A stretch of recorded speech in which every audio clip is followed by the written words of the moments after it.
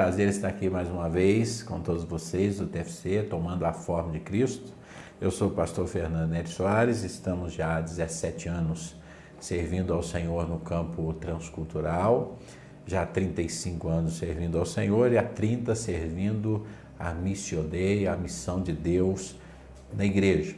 Hoje nós estamos no segundo vídeo e a nossa proposta é respondendo ao chamado missional. No primeiro vídeo nós falamos sobre entender o chamado missional para depois respondê-lo. E no finalzinho dele, você que não acompanhou o primeiro, deveria fazê-lo, nós falamos sobre a necessidade de entender a missão de Jesus para depois nós darmos sequência a essa missão. E sobre isso eu gostaria de compartilhar com vocês, sempre pensando no texto de Mateus 18, Mateus 28, versículo 18 em diante, onde Jesus diz que, aproximando-se, falou-lhes dizendo: toda a autoridade me foi dada no céu e na terra, ide, portanto, fazei discípulos de todas as nações, batizando-os em nome do Pai, do Filho e do Espírito Santo, ensinando-os a guardar todas as coisas que vos tenho ordenado. E eis que estou convosco todos os dias, até a consumação dos séculos. Meus queridos, gostaria de pensar com vocês agora, neste momento, sobre a missão de Cristo Jesus. E para isso, eu estou trazendo comigo alguns pensadores e quero compartilhar com vocês neste momento um pensamento de Lesslie Newbigin. Mas antes disso, eu gostaria de dizer que para responder ao chamado missional é necessário conhecermos a missão de Jesus em todos os seus aspectos e depois imitá-lo. Por quê? Porque a missão da igreja é dar continuidade à missão de Cristo Jesus. Jesus cumpre com a sua missão na cruz do Calvário e diz: está consumado. E antes de subir aos céus, ele então transfere essa missão à igreja. E eu gostaria de pensarmos sobre a missão de Jesus junto com alguns pensadores. Lesslie Newbigin vai dizer assim que a comunidade de discípulos é comissionada a dar a continuidade à missão de Jesus.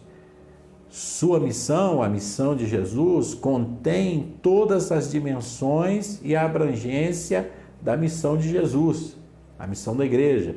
Então, a missão da igreja deve conter todas as dimensões e abrangências do ministério de Jesus, de Cristo Jesus. Isso deve determinar a maneira como pensamos sobre a missão e como a realizamos. Para realizar a nossa missão, que não é nossa, afinal é a Missio Dei, a missão de Deus, a nossa missão deve estar fundamentada sobre a missão de Deus. E fundamentada na missão de Deus, ela deve ser moldada pela missão de Deus. Estamos vivendo o tempo dos projetos, estamos vivendo o tempo de planejamento, estamos vivendo o tempo do conhecimento. E muitos projetos têm se apresentado, incluso têm sido vendidos aí por todo lado, em toda a livraria evangélica, pelas redes sociais, sites e por todo lugar, estão vendendo estratégias missionárias e missionais para a igreja. Muito legal e bacana, sempre e quando todas essas estratégias estejam fundamentadas na missão de Deus e sejam moldadas por ela. Porque qualquer missão que não esteja fundamentada na missão de Cristo e não seja moldada pela missão de Cristo, pode ser um bom projeto religioso, pode ser um bom projeto de igreja, pode ser um lindo projeto do departamento de missões ou da junta de missões da sua igreja. Pode ser muito bom, muito bacana, muito legal e pode até render alguns frutos, mas nunca será a missão de Deus. Será sempre a missão da igreja. E bom, quando Deus não está na missão, a gente ouve por aí as consequências disso, não é verdade? E para pensar na missão de Cristo, eu quero compartilhar com vocês um pouco do que li e aprendi com Michael Gorin. Michael Gorin, no seu livro A Igreja Missional na Bíblia, ele define da seguinte forma o modo em que Jesus cumpriu a sua missão. Como Jesus cumpriu a sua missão enquanto estava na terra? Bom, moldados e imbuídos desse conhecimento e desse entendimento da missão de Jesus, nós devemos então começar a planejar a nossa missão ou a missão da igreja. Mas Gorin vai dizer que primeiro, Jesus na sua missão, ele formou uma comunidade e convidou as pessoas a entrar nessa comunidade por meio do arrependimento e fé e a receber as bênçãos e as exigências do reino. Aqui já devemos começar a repensar a eclesiologia da igreja atual, não só no Brasil, mas em todo o Ocidente. Ainda que a fé, a missão e Cristo se receba pela graça, ele deve ser recebido por meio do arrependimento e fé. Ainda que o Evangelho contenha bênçãos, o Evangelho também contém exigências. Se existem benefícios no reino, existe também exigências no reino. Isso foi o que Jesus sempre fez e deixou claro e cimentado nos 4 evangelhos. Ele sempre, a todos aqueles que estavam ao seu redor, desafiou a fazer parte dessa comunidade, a comunidade de Deus, através do arrependimento e da fé, unicamente. E ele sempre os convidou também a receber as bênçãos do reino, mas ele sempre também deixou claras as exigências do reino. O segundo ponto que Michael Gorin, em seu livro A Igreja Missional na Bíblia, vai compartilhar e que eu achei muito interessante, é que Jesus, no seu ministério, na sua missão, ele demonstrou o poder e o caráter do reino com atos de poder e compaixão. Estamos vendo um tempo de extremos na igreja ocidental. O extremo do poder, o extremo do pentecostalismo, do emocionalismo, das coisas místicas e do misticismo na igreja. E, por um lado, também o extremo da compaixão. Ação social, muitas igrejas se tornando ONGs. E isso é uma desvirtuação da missão da igreja e da missão de Cristo Jesus. Porque Cristo Jesus nunca dissociou o poder do reino com a compaixão do reino. Sempre houve na missão de Cristo o poder do reino e a missão e a compaixão do reino. Porque o poder do reino e a compaixão do reino é fruto de uma espiritualidade integral.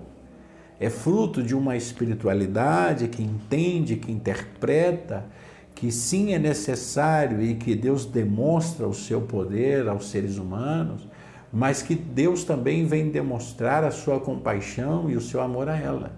Nós podemos ver isso claramente nas 2 multiplicações do pão e peixe. Se nós vamos olhar em Marcos capítulo 6 e Marcos capítulo 8, Marcos capítulo 6, Jesus vai dizer que ele olhava para a multidão e tinha compaixão dela, porque eram como ovelhas que não tinham pastor. Na primeira multiplicação do pão, Jesus está olhando para o povo e tendo compaixão espiritual delas, porque elas eram como ovelhas sem pastor. Quando vamos ver em Marcos capítulo 8, a segunda multiplicação dos pães e peixes, nós vamos ver que Jesus diz que tem compaixão do povo que há 3 dias está seguindo ele sem comer e sem beber. E se Jesus os despede sem comer e sem beber, então ele temia que o povo perecesse pelo caminho. Se na primeira multiplicação a preocupação de Cristo Jesus é espiritual por ovelhas que não têm pastor, na segunda multiplicação dos pães, a preocupação de Cristo é a compaixão pelo estado do corpo, o estado humano, o estado social da pessoa. E aqui, mais uma vez, a igreja deve aprender, evitar os extremos e acompanhar e seguir a missão de Jesus. Se a missão da igreja é dar continuidade à missão de Jesus, então a igreja deve entender que sim, há manifestações de poder no reino, que sim, há compaixão no reino, mas os dois não podem andar dissociados. É necessário que a glória de Deus e o poder de Deus seja manifesto às pessoas e ao mundo, sim. É necessário que a compaixão seja manifesta ao mundo, sim. Mas é necessário que os dois caminhem juntos. Toda e qualquer comunidade que foca no poder de Deus ou que foca única e exclusivamente na compaixão de Deus, perdeu o foco, está dissociada da missão de Cristo.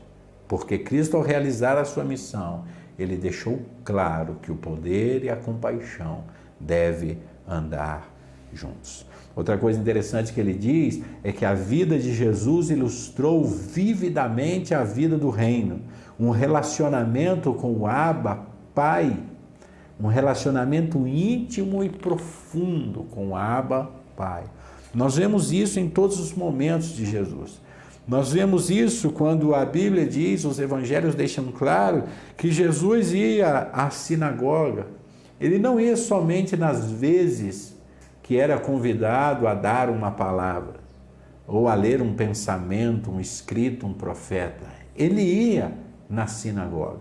Era costume dele ir à sinagoga, demonstrando a busca de um relacionamento com o Pai através da comunidade, através da igreja, através do corpo do Pai.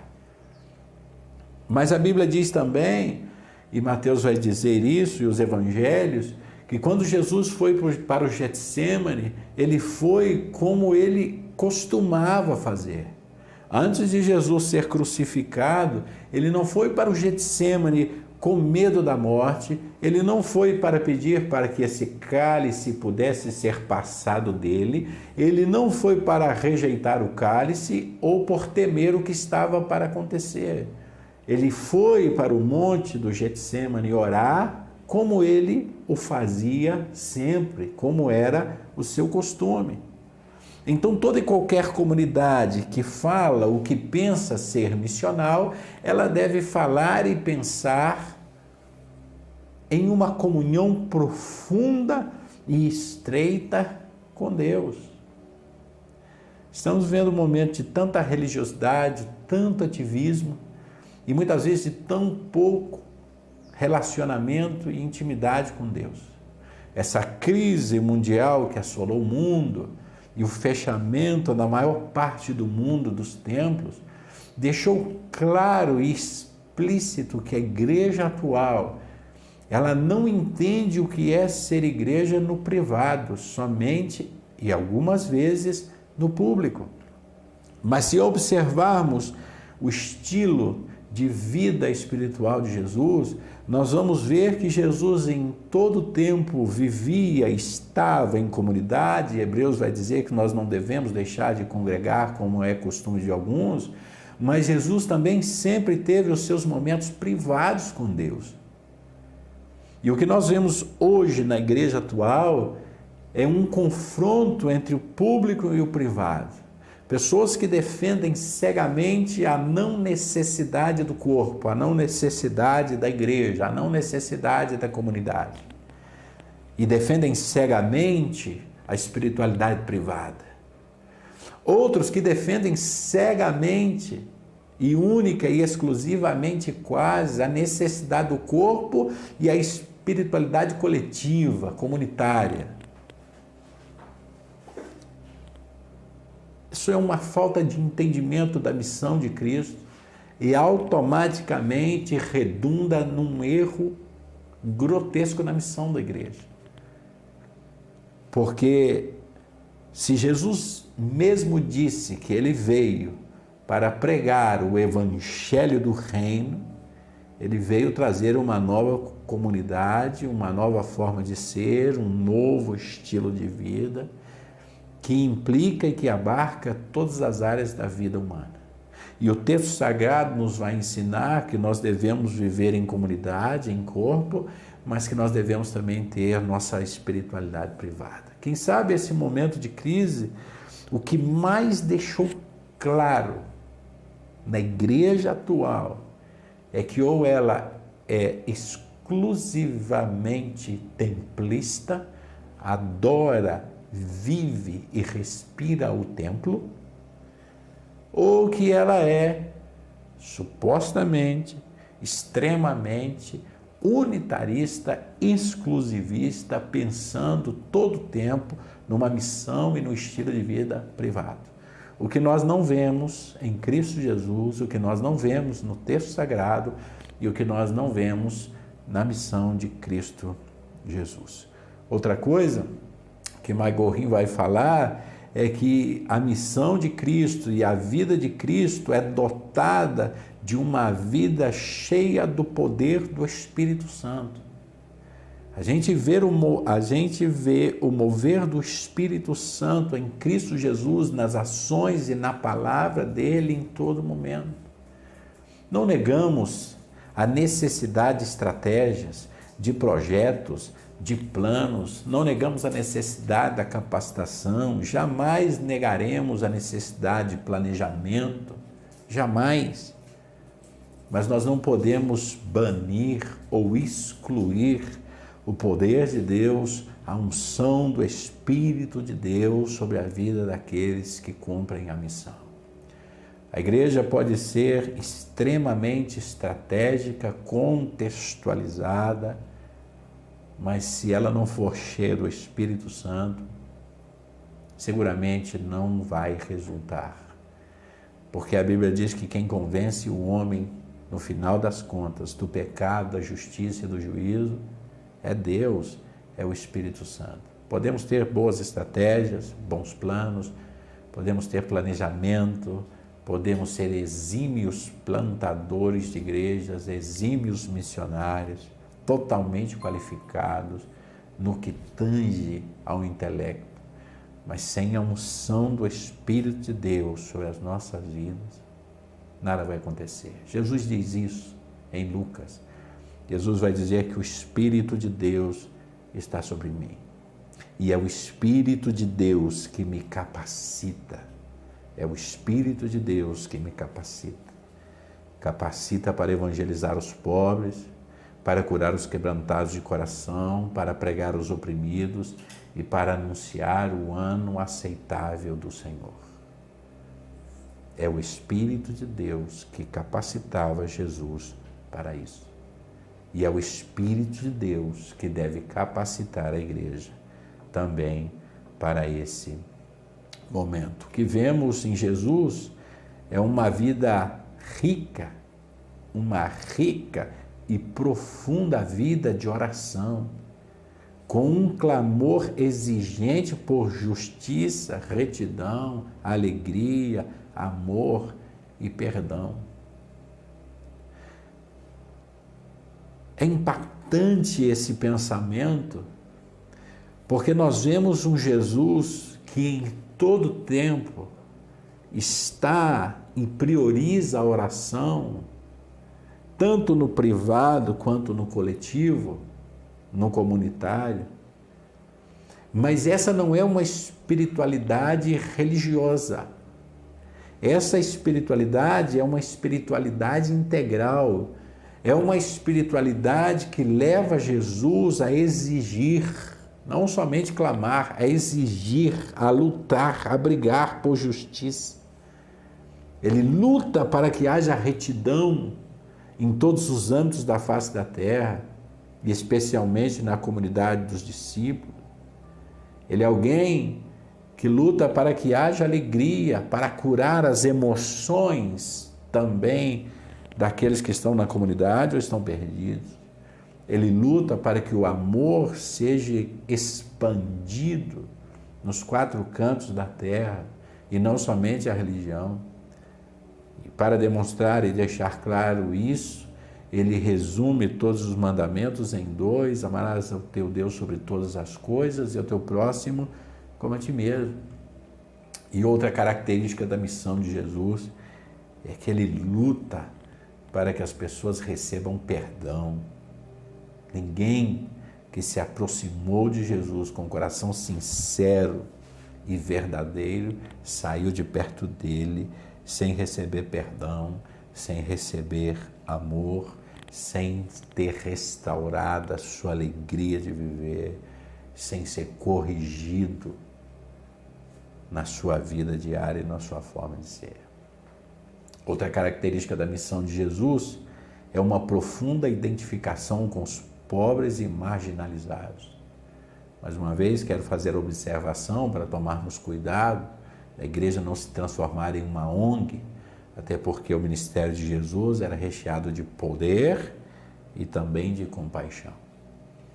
Mas o que nós vemos em Cristo Jesus é que ele tem uma compaixão e uma identificação profunda com aqueles que foram marginalizados pela religião, pelos religiosos, aqueles que foram marginalizados pela sociedade, aqueles que não têm direito nenhum e não tem ninguém que os possa defender ou que possa fazer alguma coisa por eles.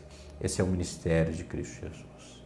E nós precisamos, comunidade de Deus, pensando em ser missional, nós precisamos também nos identificarmos com isso. Não é possível alguém que se diz cristão e missional, que passe pelos guetos da vida e pelos guetos das nossas cidades, do nosso país e dos países ao nosso redor, e não seja tocado, e não seja impactado, e não se doe, e que não doa nele a condição dos marginalizados.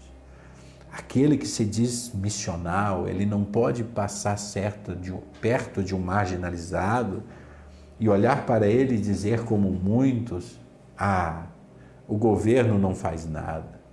O governo passado é culpado, o governo presente é culpado. O governo deveria fazer alguma coisa, ou até mesmo alguém deveria fazer alguma coisa. Os verdadeiros cristãos e os verdadeiros missionais, eles sentem a dor do marginalizado.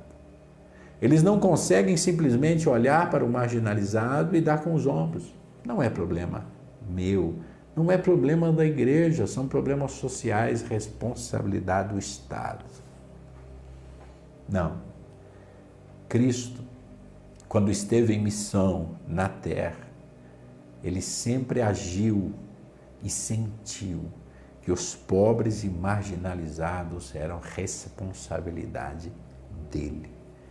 E ele agiu e trabalhou para amenizar a dor e o sacrifício deles. E a igreja deve fazer a mesma coisa. E para aí, já terminando, o que se vê na vida missional de Jesus, no ministério de Jesus, é a prontidão para desafiar com amor sacrificial os ídolos e o poder da cultura. E aqui nós temos um embate. Temos um embate porque nós vemos um grito religioso clamando para que a igreja se adapte ao seu contexto cultural do século XXI. Em todo momento, há defensores nos 4 cantos do país, em todas as redes sociais e na mídia, defendendo que a igreja deve se modernizar e atualizar-se. Mas o que nós vemos em Cristo é um clamor para que essa igreja sirva com amor sacrificial, e foi assim que ele serviu, servindo até a morte. Mas também a que essa igreja resista de forma forte, contundente aos ídolos e aos poderes da cultura. Nós não vemos um Cristo compassivo com a idolatria cultural. Nós vemos um Cristo que deixa claro não aceitar, não pactar e não permitir que a idolatria cultural penetre na comunidade que ele está criando. Nós vemos isso em Paulo, nós vemos isso em Romanos capítulo 12, versículo 1 e 2. Rogo-vos, pois, irmãos, pela misericórdia de Deus, que apresenteis os vossos corpos em sacrifício vivo, santo e agradável a Deus, que é o vosso culto racional. Mas eu rogo-vos também que não vos conformeis com este mundo, mas que transformai-vos pela renovação do vosso entendimento, para que experimenteis qual seja a boa, agradável e perfeita vontade de Deus. Para encontrarmos, desfrutarmos e pregarmos a vontade boa, perfeita e agradável de Deus, é necessário que sejam destituídos os ídolos culturais do nosso coração. E infelizmente são muitos. Não é o tema do nosso tratado, não vamos entrar na questão dos ídolos culturais, mas uma coisa é certa: Cristo Jesus não aceitou, não aceita e jamais aceitará tudo. E se ele não aceitou, não aceita e não aceitará, a igreja também não deveria fazê-lo. Quero agradecer por vocês estar conosco. Este é o nosso segundo estudo, que estamos aqui pensando juntos, virá o terceiro. E o terceiro é como podemos responder de forma prática ao chamado missional. E esse eu gostaria de dividir em duas partes, e seguramente você será abençoado e você será desafiado e capacitado também a cumprir o seu chamado missional. Que Deus abençoe a sua vida, obrigado por estar conosco. E não deixe de ver o primeiro vídeo e não perca o segundo e o terceiro. Seguramente você será abençoado por Deus e abençoará também a muitos. Até lá, esperamos você para o próximo TFC, Tomando a Forma de Cristo.